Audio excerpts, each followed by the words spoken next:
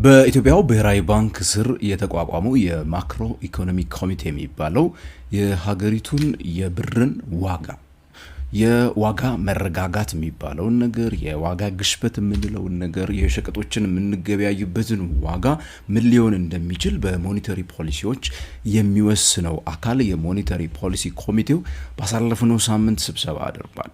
ታዲያ በዚህ ባሳለፍነው ሳምንት ያሳለፋቸው ውሳኔዎች በዋናነት ለባንኩ ኢንዱስትሪ ብዙም ያላስደሰተ የባንኪንግ ኢንዱስትሪውን ማለት እንችላለን።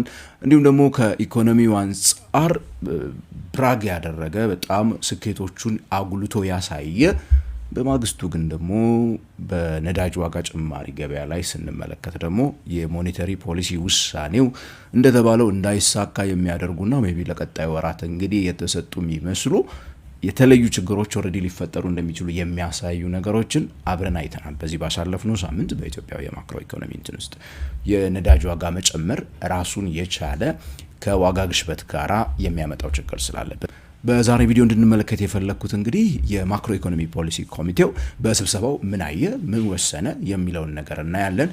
የነዳጅ ዋጋ ደግሞ በማግስቱ ጭማሬን ከማሳየቱ ጋር ተያይዞ የማክሮ ኢኮኖሚ ፖሊሲ ኮሚቴው የወሰነው ውሳኔ ጋር የሚጻረርና ያንን ደግሞ ይዞ ሜቢ የተባሉትን ነገሮች ትንሽ ዲሬል ሊያደርግ የሚችሉ ነገሮች ምን አሉበት፣ ምንስ ሊሆን ይችላል፣ ምንስ ነው መደረግ የነበረበት የሚለውን እስከ መጨረሻ ቪዲዮን ከተከታተላችሁ የምነግራችሁ ነው የሚሆነው። ይህ ንጋት ፖስት ነው። ፋይናንስ፣ ቢዝነስ፣ ካፒታል ማርኬት እናወራለን። ለቻናሉ አዲስ ከሆናችሁ ሰብስክራይብ በማድረግ ጀምሩ። በዚህ ወደ ዛሬ ቪዲዮ የምገባ ነው የምንሆነው።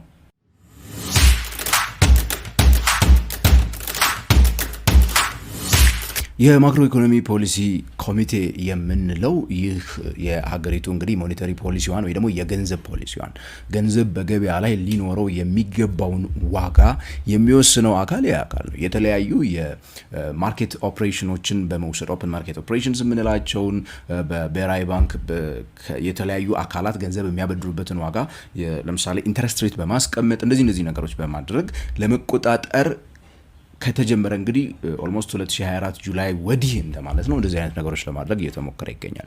በዚህ መሰረት ብሔራዊ ባንኩ ማክሮ ኢኮኖሚ ኮሚቴ ሁሉ ጊዜ በጣም የሚያደንቀው ነገር እንግዲህ ወደ 30% አካባቢ ደርሶ የነበረውን የሀገር ውስጥ የሸቀጦችን የዋጋ ግሽበት ወደ አንድ ዲጂት ለማውረድ እየሰራው ነው። በዚህም ከ10% በታች አውርጄዋለሁ የሚለው ነገር ሁሉ ጊዜ በተደጋጋሚ ቅርብ ጊዜያት የሚነገሩ ነገሮች ናቸው። በዚህኛውም የማክሮ ኢኮኖሚ ፖሊሲ ኮሚቴው ዘገባ ላይ ይህንኑ ነገር ነው መልሳችሁ የምታገኙት። ኢንፍሌሽኑ በጣም ወድቋል። የሀገሪቱ ኢኮኖሚ በጣም እየተስፋፋ ነው። ባንኮቻችን በከፍተኛ ሁኔታ ገንዘብ እያበደሩ ነው። ገበያው ላይ ያለው ክሬዲት እየተሰፋ ስለሆነ ማለት ነው። የሀገር ውስጥ እንዲሁ ደግሞ የውጭ ሀገር ምንዛሬ መጠባበቂያ እንደዚሁ ደግሞ ከፍ ብሏል የሚል ነገር አለ። ግን ግሎባሊ ያሉ የውጭ ሀገራቶቹ ሪስኮች የኢራንን ጦርነት በማስመልከት ማለት ነው እያደገ ነው፣ እየጨመረ ነው ሚል ነገር ነው በዋናነት ያነሳዩት ማለት ነው። እና የኢትዮጵያን ኢኮኖሚ በተለይ የማክሮ ኢኮኖሚ ማሻሻያ ከሚባለው ነገር ወዲህ እያገገመ መጥቷል። ነገር ግን ሜቢ ኢንተርናሽናል ሪስኮች ሊጎዱት ይችላሉ ነው ሲምፕሊ ይሄንን ነው የሚለው በዋናነት ማለት ነው። ቀደም ለምሳሌ በ2026 ፌብሩዋሪ ወር ላይ ኢንፍሌሽን ወደ 9.7% አውርደነዋል የሚል ነገር እንደዚሁ የሪፖርታቸው ላይ መመልከት ትችላላችሁ። ያ ሲንግል ዲጂት የተባለውን ኢንፍሌሽን አሳክተናል እያሉ ነው። ለምሳሌ ምግብ ነክ የሆኑ ኢንፍሌሽኖች ባለፈው ዓመት በዚህ በተመሳሳይ ወቅት ከነበረበት 14.6% ወደ 10.8% ሲወርድ፣ ምግብ ነክ ያልሆኑት ከውጭ የሚገቡት 15.6% ከነበሩበት ከዓመት በፊት 8.1% ደርሰዋል። ስለዚህ እስካሁን ስንከተል የነበረው ታይት የሆነው የሞኔታሪ ፖሊሲ ማለትም ባንኮች እንደፈለጋቸው ገንዘብ እንዳያበድሩ ስንከለክል የነበረው 14፣ 18፣ 24 እያለን ገደብ አስቀምጠንበት የነበረው ገበያው ላይ ገንዘብ በስፋት እንዳይስፋፋ ለማድረግ ስንሞክር የነበረው ሂደት ምን ሆኗል ነው እያለ ያለው እንግዲህ ተሳክቷል። በዚህም የተነሳ 10% አካባቢ በታች አውርደናል፣ 9.7 ላይ እንዲቆም አድርገናል እያለ እየተናገረ ነው እንግዲህ ይህ ኮሚቴ ማለት ነው። ይሄን ያደረግነው በዋናነት ነው እንግዲህ በነገራችን ላይ ያሉት ገንዘብን ወጥረን ስለያዝነው ነው። ይሄንንም ለማስቀጠል ነው የምናስበው፣ ይሄንን ማስቀጠል ነው ትልቁ እቅዳችንም የሚል ነገርም ነው በኋላ የምትመለከቱት በነገራችን ላይ። ታዲያ ይሁንና ያው ኢንፍሌሽኑ ግን ከውጪ ኢምፖርት ሊደረግ የሚችልበት እድል ስቲል በጣም ሰፊ ነው እያሉ እየተናገሩ ነው ያሉት። ቅድም ስነግራቸው የነበረችው ነዳጇ ጉዳይ አይሆን ለምሳሌ በኢራን በተፈጠረው ነገር እንግዲህ አዲስ ኢንፍሌሽን ወደ ሀገር ውስጥ ሊገባ የሚችልበት ይሄ ከላይ የተገኘው ውጤት በአንዴ ድሬል ሊሆን የሚችልበት እድል አለ ነው። የሀገሪቱ ኢኮኖሚም ቢሆን እንደዚሁ በከፍተኛ ሁኔታ አድጓል እያሉ ነው እንግዲህ እየነገሩ ነው ያሉት ኮሚቴው ማለት ነው። የሪል ጂዲፒ የምንለው 9.2% አድጓል ሲሉ ከሁሉ በላይ ትልቁ የሀገሪቱ ትልቁ ስኬት ውስጥ ቁልፍ ሚና ሲጫወት የነበረው በዚህ ባሳለፍነው ዓመት ኢኮኖሚ ውስጥ ኢንጀነራል ወርቅ ነበረ ነው። ምክንያቱም ወርቅ በሀገሪቷ ጥቅል የአገር ውስጥ ምርት የምንለው ጂዲፒ ላይ ያለው ድርሻ ከ0.1% ተነስቶ 1% ደርሷል። ከ10 እጥፍ በላይ እድገት ያስመዘገበበት ዓመት ነበረ ማለት ነው። ስለዚህ ከዚህ ከማዕድን ዘርፍ ከፍተኛ ገቢ እየተገኘ ነው የሚለው ነገር አለ ማለት ነው። እንግዲህ እነዚህ ሌሎቹን ከዚህ በፊት ሀገሪቷ በጣም ከኤክስፖርት ግብርና ላይ ያሉት ምርቶች አቅማቸው እንዴት ወይ ደግሞ በተመሳሳይ መልኩ እያደጉ አይደለም እየቀነሰ መጥቷል ነው በድርሻ ደረጃ ስንመለከታቸው። ታዲያ በነገራችን ባንኮች ላይ አንዱ ቅድም ስናገር የነበረው ነገር ብሔራዊ ባንክ ገደቦችን አስቀምጧል። ብድር እንዳይሰጡ እያደረገ ነው። አሁን በዋጋ ግሽበቱን ተቆጣጠር ያለው እያለ ያለው እንደዛም ሆኖ የገንዘብ አቅርቦት ገበያ ላይ እየተፈጠረ ያለው ገንዘብ በዛችሁ ባለችው ሊሚት ማለት ነው ባለችው ብሔራዊ ባንክ ባንኮች ላይ ባስቀመጣት ሊሚት ቢሆን በገበያ ላይ ያለው የገንዘብ መስፋፋት በ39% ገንዘብ ያደገበት ዓመት ነበረ። በዋናነት ብድር በአማካይ በዓመት 45.3% አድጓል እያለ ነው ማለት ነው። ይሄ ከፍተኛ የሆነ የገንዘብ እድገት እንዳለ ያሳየናል። እንግዲህ ማይክሮፋይናንሶቹም ባንኮቹም የተለያዩ አካላት የሚያበድሯቸው ገንዘቦች የሚያንቀሳቅሷቸው ገንዘቦች አሉ። እዚህ ላይ ያው ትንንሽ ገንዘቦችም እንደዚሁ ደግሞ ለምሳሌ በሞባይል ክሬዲት ገንዘብ ቶሎ እዛው እየተመላለሰ የሚበደረውንም ብድር እዚህ ላይ ተደምረው የሚመጡ ነገሮች ከመሆናቸው ጋር ተያይዘው እንግዲህ ምንም እንኳን አይነት ነገር ነው ባንኮች ላይ ገደብ እያደረግን ቢሆንም የብድር መስፋፋት ስቲል በከፍተኛ ሁኔታ ነው እየተስፋፋ ያለው 45.3% ብዙ ነው እንግዲህ ያሉት ይሄም ነገር አለ። ከዛ ባለፈ እንደምታውቁት የትሬጀሪ ቢል ማርኬቱ በዋናነት የመንግስት የግምጃ ቤት ሰነድ ዋጋቸው እየወደቀ መጥቷል።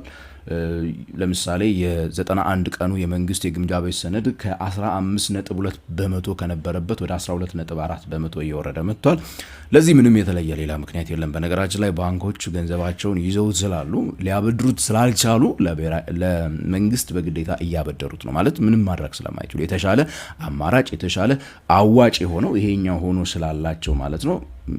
ያንን ነገር እርግጥ ያው ለትሬጀሪ ቢል ማርኬቱ መነቃቃት ጥሩ እንትን አለው። በተቃራኒ ደግሞ ኢንተርባንክ የሚባለው የባንኮች እርስ በርሳቸው ብድር የሚበደሩበት ገበያ ኦልሞስት 18% አካባቢ ደርሷል። እዛ ላይ ደግሞ ሰዎች ባንኮች እርስ በርሳቸው የሚበደሩበት ዋጋ ይሄ በአንድ መልኩ ባንኮች የሚገጥማቸውን የካሽ ችግር ቢፈታላቸውም በሌላ መልኩ ግን ያለውን ኤክሰስ የሆነ ሊኩዊዲቲ ቅድም የተቀመጠውን ዋጋ ግሽበት እንዳይከሰት ተብሎ ባንኮች ላይ ተወጥሮ የተቀመጠ ገንዘብ እንዳለ የሚያሳይ ነገር አለ። የባንኮችን እድገት በጀነራል እንግዲህ ሲያስቀምጥ ባንኮች ጤነኛ ናቸው፣ ጥሩ የሚባል አይነት እድገት ላይ ይገኛሉ ብሎ የኢትዮጵያን ባንኮች አንድ ላይ ፈርጇቸው ነው ያለፈው።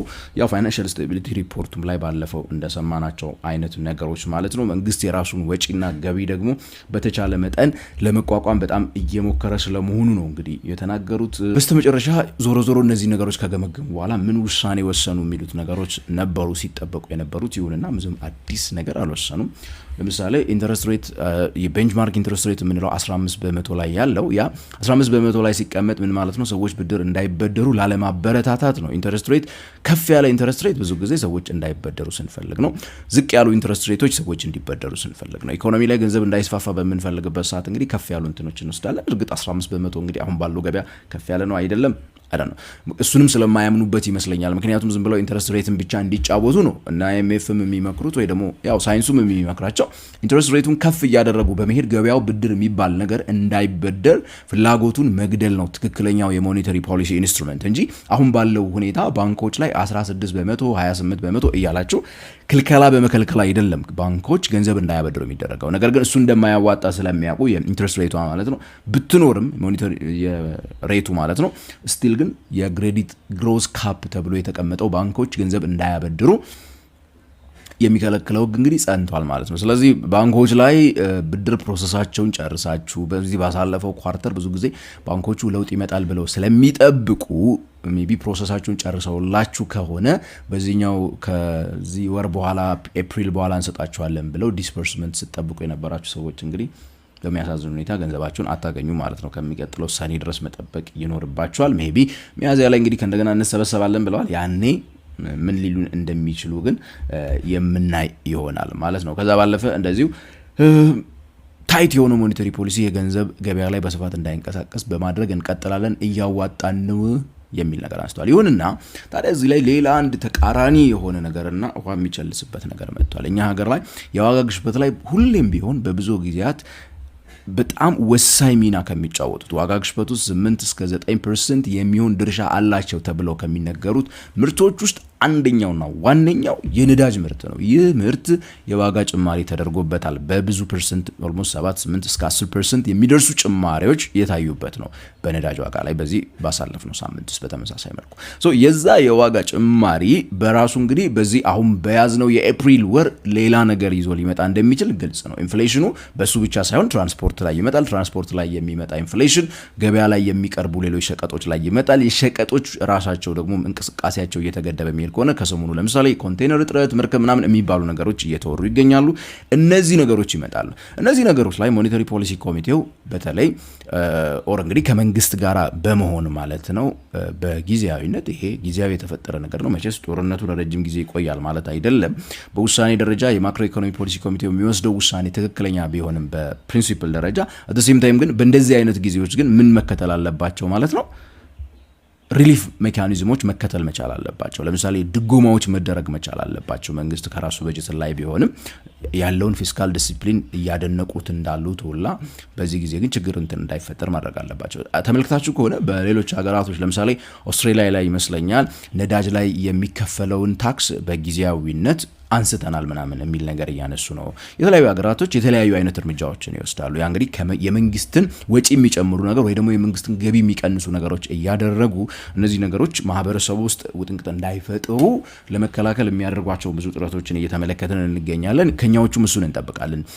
ነዳጅ በስርዓቱ እንዲገኝ ምናምን ግብረ ኃይል እያቋቋሙ እንትን ማለት ብቻ ሳይሆን አቅርቦቱን በትክክል ሊያስተካክሉ የሚችሉ መንገዶችን በመፍታት የዋጋ ንረቱ ደግሞ ግለሰቦችን፣ ቤቶችን አንኳኩቶ ያጠራቀሟትን ጥሪት በዚች በጦርነት ምክንያት ደግሞ በልቶ እንዳይሄድ የተቻላቸውን ማድረግ ይኖርባቸዋል። በተለይ በፊስካል ፖሊሲው አንጻር ማለት ነው። የመንግስትን ወጪ ሊጨምረው ቢችልም በዚህ ላይ መጠንቀቅ መቻል ይኖርብናል። ሌላው ደግሞ እነዚህ ኢሴንሻል ለሚባሉ ነገሮች አሁንም ቢሆን የዶላር ገበያው በጣም እየተለቀቀ ያለበት ሁኔታ ነበረ። በእነዚህ ባሳለፍናቸው ወራቶች ወደ ኋላ እንመለስ አይነት ነገር ሳይሆን በጊዜያዊነት ግን ፕራዮሪቲ ሴክተሮች ፕራዮሪቲ የሚሰጡበትን መንገድ መፈለግ መቻል አለበት ለማለት ነው። እናንተ ምን ይመስላችኋል? አስተያየት መስጫ ሳጥን ላይ ኮሜንት ሴክሽን ላይ አስተያየታችሁን ጻፉልን ስለ ሰሞኑ የማክሮ ኢኮኖሚ ፖሊሲ ኮሚቴው ስብሰባ። እኔ በቀጣይ በሌላ ቪዲዮ እስከምንገናኝ ድረስ ታዲያ ቻናሉን ሰብስክራይብ አድርጉ እያልኩኝ ተሰናበትኳቸው።